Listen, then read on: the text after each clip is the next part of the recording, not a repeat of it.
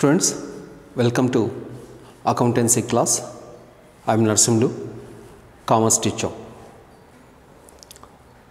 ఈ వీడియోలో మీకు సిఇసి ఫస్ట్ ఇయర్ అకౌంటెన్సీ అందులో ముఖ్యమైనటువంటి టాపిక్ ఆవర్జ నమోదు ప్రక్రియ.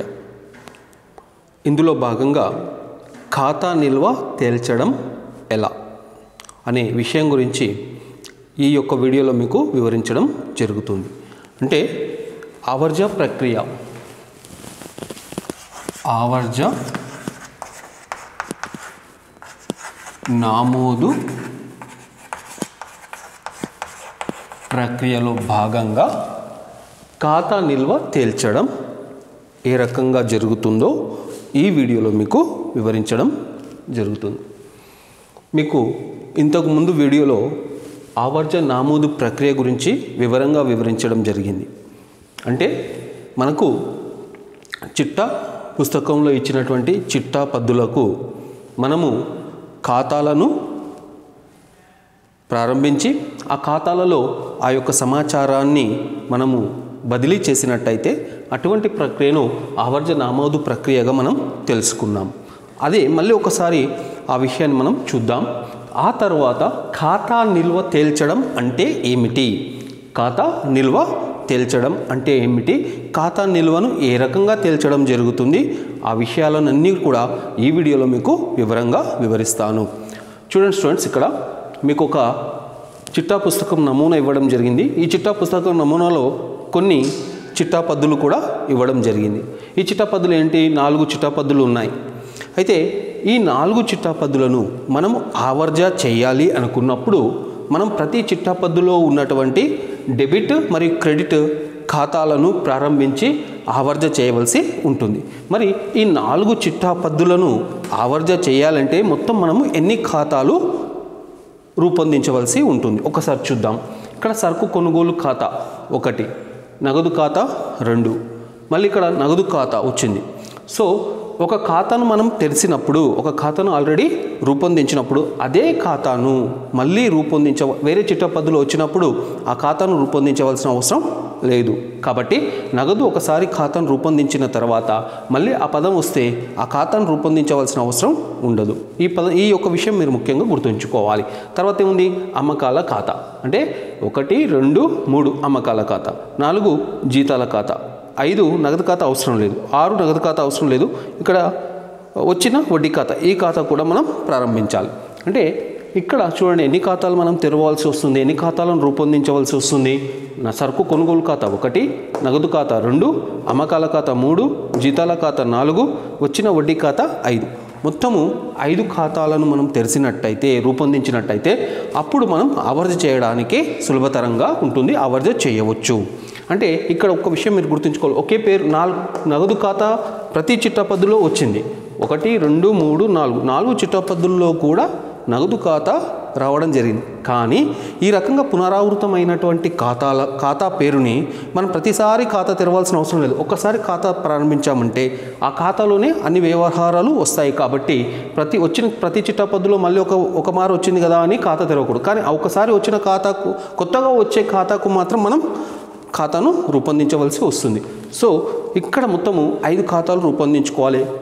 ఏవేవి, 1 సరుకు కొనుగోలు ఖాతా, నగదు ఖాతా, అమ్మకాల ఖాతా, జీతాల ఖాతా, వచ్చిన వడ్డీ ఖాతా. ఈ రకంగా ఈ 5 ఖాతాలను రూపొందించి ఆవర్జ చేయడం జరుగుతుంది. అది మనం గతంలో తెలుసుకున్నాం. ఇప్పుడు నిల్వ ఎలా తెలుస్తారు, ఒక ఖాతాను ప్రారంభించి ఖాతాలో నిల్వ ఏ రకంగా తేల్వడం జరుగుతుంది. అసలు ఖాతా నిల్వ తేల్చడం అంటే ఏంటో తెలుసుకోవాలి. ఖాతా నిల్వ తేల్చడం ఏంటంటే ఒక ఖాతాను రూపొందించిన తర్వాత అందులో డెబిట్ ఆ ఖాతా యొక్క డెబిట్ మొత్తము మరియు క్రెడిట్ మొత్తము మధ్యల వ్యత్యాసాన్ని గుర్తించడాన్ని మనం ఖాతా నిల్వ తేల్చడం అంటాం. లేదా ఆ ఖాతా యొక్క 2 వైపులా ఉన్నటువంటి డెబిట్ మొత్తాన్ని మరియు క్రెడిట్ మొత్తాన్ని సమాంతరం చేయడం, సమంగా మార్చడం, టోటల్ని సమంగా చేయడాన్ని మనం ఏమంటాం, ఖాతా నిల్వ తేల్చడం అని కూడా అనవచ్చు. సో మనం ఈ ఖాతా నిల్వను తేల్చాలంటే ముఖ్యంగా మనం గ్రహించవలసినటువంటి విషయం ఏంటంటే డెబిట్ మరియు క్రెడిట్ మధ్యలో, అంటే డెబిట్ వరుసలో ఉన్నటువంటి మొత్తం రూపాయలు, క్రెడిట్ వర్షం యొక్క మొత్తం రూపాయల, ఖాతా యొక్క క్రెడిట్ వరుస యొక్క మొత్తం రూపాయల మధ్యలో ఉన్నటువంటి వ్యత్యాసాన్ని మనం ఖాతా నిల్వ తేల్చడం అని అంటాం. మరి అది ఏ రకంగా చేస్తాము అనే విషయాన్ని మనం ఇక్కడ చూడండి. సో ఇక్కడ మనం ఏమనుకుందాం, ఈ 5 ఖాతాలు మనం ప్రారంభిస్తే ఆవర్తి చేయడం సాధ్యమవుతుంది. కానీ 4 ఖాతాలు ఏవైతే ఉన్నాయో అవి మీరు ఇక్కడ మనకు బోర్డు పైన ఆవర్తి చేయడానికి సరిపోదు కాబట్టి అవన్నీ కూడా ప్రారంభించాము అనుకుందాం, అవన్నీ రూపొందించాము, మన మైండ్లో రూపొందించి వాటిని పోస్టింగ్ చేసుకుందాం అనుకుందాం. ఏదైనా ఒక ఖాతాను మనం తీసుకొని నిల్వ తేల్చడం జరుగుతుంది. ఇక్కడ నగదు ఖాతాను తీసుకొని నిల్వ ఎలా తేలుస్తామో చూడండి. ఇక్కడ నగదు ఖాతాకు 2 వైపులా డెబిట్ సైడ్ మరియు క్రెడిట్ సైడ్ అని ఉంది. మనం ఇప్పుడు ఏం చేస్తామంటే ఈ చిట్టపద్దులకు సంబంధించినటువంటి ఆవర్తి చేస్తాం. ఫస్ట్ ఏముంది, సరుకు కొనుగోలు ఖాతా డెబిట్, నగదు ఖాతా 20,000 అని ఉంది. సో సరుకు కొనుగోలు ఖాతా మనం ఆల్రెడీ తయారు చేసాం, అందులో పోస్టింగ్ చేసాము అనుకుందాం. తర్వాత నగదు ఖాతా ఈ చిట్టపద్దులో ఏ ఖాతాగా ఉంది, క్రెడిట్ ఖాతాగా ఉంది. కాబట్టి నగదు ఖాతాలో క్రెడిట్ వైపున ముందుగా 2019 మే 1 ఏమని రాస్తాం, దాని అపోజిట్ ఖాతా పేరు రాయాలి. బై సరుకు కొనుగోలు ఖాతా, సరుకు కొనుగోలు ఖాతాని రాసి అమౌంట్ రాసుకోవాలి. వరుసలో మొత్తం రూపాయల వరుసలో అమౌంట్ రాస్తాం. ఈ రకంగా రాసుకున్నాం. ఇది ఆవర్జ అయిపోయింది. మళ్ళీ రెండవ చిట్టపద్దుకు చూడండి. నగదు ఖాతా డెబిట్, అమ్మకాల ఖాతా తయారు చేసాం, అందులో పోస్టింగ్ చేసామని అనుకోవాలి. ఇక్కడ నగదు ఖాతా చిట్టపద్దులో ఎటువైపు ఉంది, డెబిట్ వైపు ఉంది.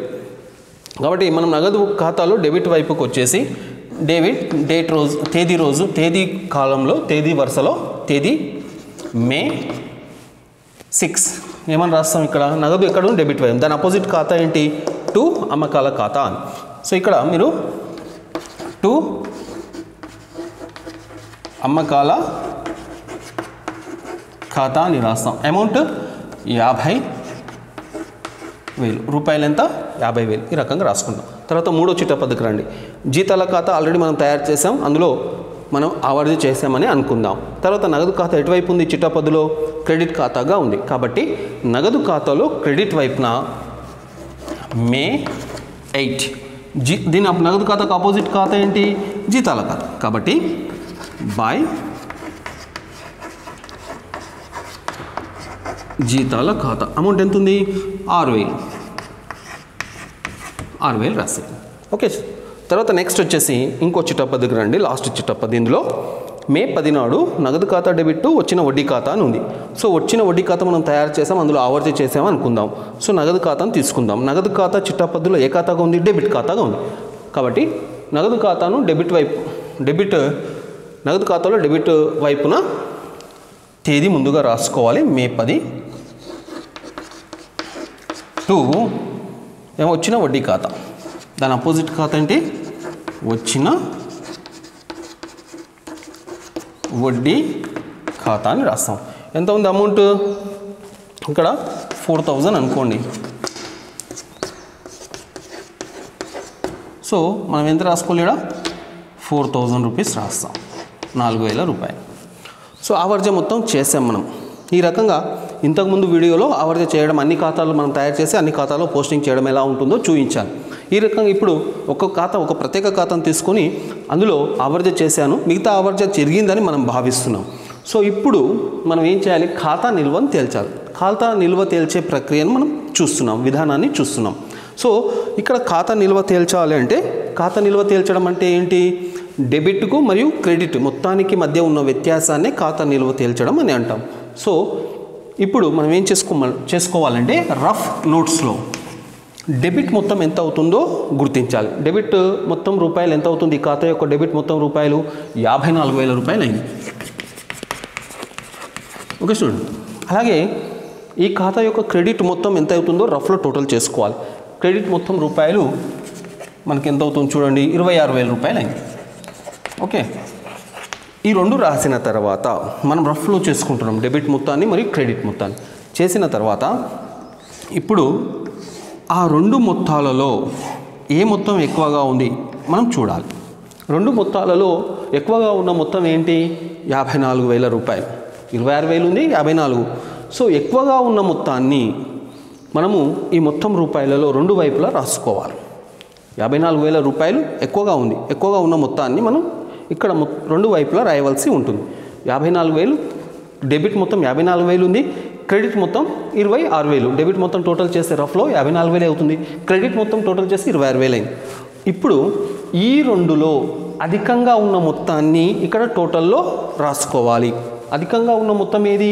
డెబిట్ మొత్తం రూపాయలు 54,000. ఆ 54,000 రూపాయలను మనం ఇక్కడ రెండు వైపులా రాయడం జరుగుతుంది. 54. ఇప్పుడు ఏం చేస్తామంటే ఎక్కువ ఉన్న మొత్తంలోకి నుంచి తక్కువ ఉన్న మొత్తాన్ని తీసేయాలి. ఎక్కువ ఉన్న మొత్తం ఎంత? 54,000. తక్కువ ఉన్న మొత్తం ఎంత? 26,000. డెబిట్ మొత్తం ఎక్కువ ఉంది, క్రెడిట్ మొత్తం తక్కువ ఉంది. సో ఈ వ్యత్యాసాన్ని తీసివేస్తే మనకు వ్యత్యాసం వస్తుంది.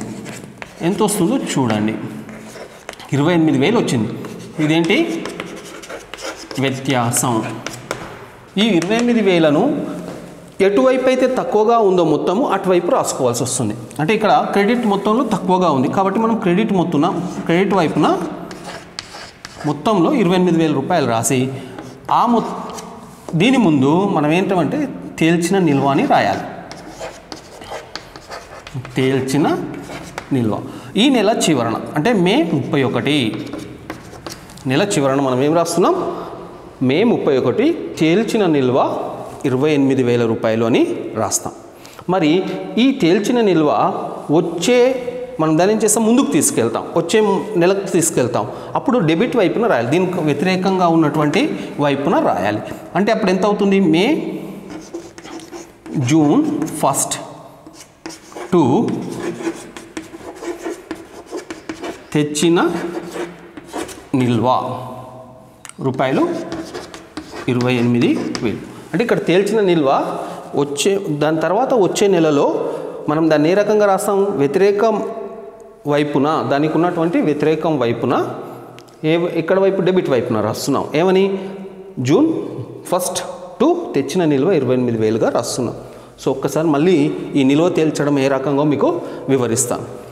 మీకు ఈ ప్రాసెస్ అంతా తెలిసినటువంటిదే. ఏంటి? చిట్టా పుస్తకంలో చిట్టపద్దులు రాయడం. చిట్టపద్దులు రాసిన తర్వాత ఈ చిట్టపద్దుల్లో ఉన్నటువంటి ఖాతాలను మనము రూపొందించుకోవడం. ఒక ఖాతా పేరు మళ్ళీ రిపీట్ అయినట్టయితే, పునరావృతమైనట్టయితే ఒకేసారి ఆ ఖాతా పేరుని రాస్తాం. మళ్ళీ రాయవలసిన అవసరం లేదు. కొత్తగా వచ్చే ఖాతాలన్నిటిని కూడా మనం ఖాతాలుగా రూపొందించుకొని ఆవర్జ చేయడం జరుగుతుంది. ఆవర్జ చేసిన తర్వాత నిల్వలు తేల్చాలి. ఒక్కొక్క ఖాతాలో నిల్వ తేల్చాలి. ఇక్కడ మనం ఒక ఖాతాను మాత్రమే తీసుకున్నాం, నగదు ఖాతా. ఈ ఖాతాలో నిల్వ తేల్చాలంటే మనం ఏం చేయాలి? ముందుగా రఫ్ నోట్లో డెబిట్ వైపున ఉన్న మొత్తం రూపాయలను టోటల్ చేసాం. 54,000 వచ్చింది. మళ్ళీ క్రెడిట్ వైపున టోటల్ చేసాం, అది 26,000 వచ్చింది. వచ్చిన తర్వాత మనము ఇక్కడ మొత్తం రాసుకుంటున్నాం. మొత్తాన్ని ఎలా రాసుకుంటున్నాం?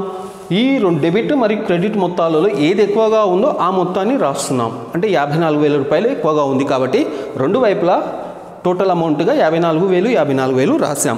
రాసిన తర్వాత ఇప్పుడు ఏం చేస్తామంటే ఎక్కువగా ఉన్న మొత్తంలోకించి తక్కువగా ఉన్న మొత్తాన్ని తీసివేయాలి. అంటే డెబిట్ మొత్తం 54,000 ఉంది, క్రెడిట్ మొత్తం 26,000 ఉంది. కాబట్టి 54,000లోకించి 26,000 తీసేస్తే మనకు 28,000 వ్యత్యాసం వచ్చింది.